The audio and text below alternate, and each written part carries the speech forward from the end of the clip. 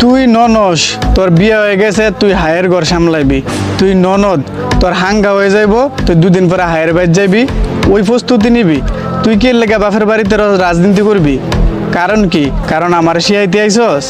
হ্যাঁ, হায়ের ভাত না খায়া বাপের বাড়ি পড়ে থাউনের দান্দা, বাইর বউরে বাইর থেকে বাইর কইরা নিজের জামাইরে ঘর জামাই আননের দান্দা।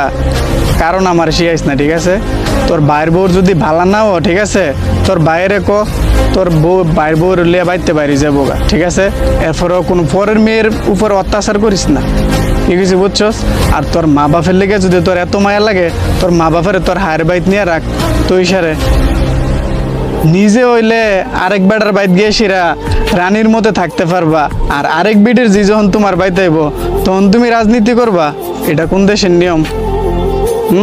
আর তোমার মা বাপের কইও তুমি যেমন চাও তোমার নিজের যে আরেক বেটার বাইত গিয়ে সিরা রাজরানীর মতো থাকুক, তেমন ওই মেয়েটার মা বাপেও চা যে স্বামীর ঘরে গিয়ে সিরা রাজরানীর মতো থাকুক, ঠিক আছে?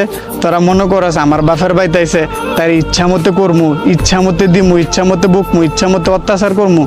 কির লিগা? তুই যাইতে না একদিন আরেক বেটার বাইত, তুই হায়ের ঘর সামলাইতেছস না? তাহলে তুই আরেক বেটার জিয়ের উপর অত্যাচার করবি কেমনে?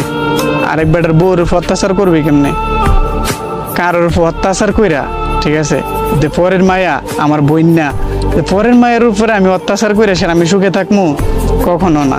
রাজনীতি করতে পারবি, তোর মা বাপ তোর সাপোর্টে কথা বলে তো, তোর মা বাপ তোর পক্ষে কথা বলে তো, তোর ভাই তোর কান পরা শুনে তো কর, সমস্যা নাই।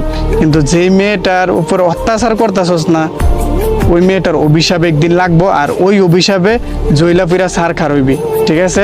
আর এত কথা কইছি কি লেগে জানো?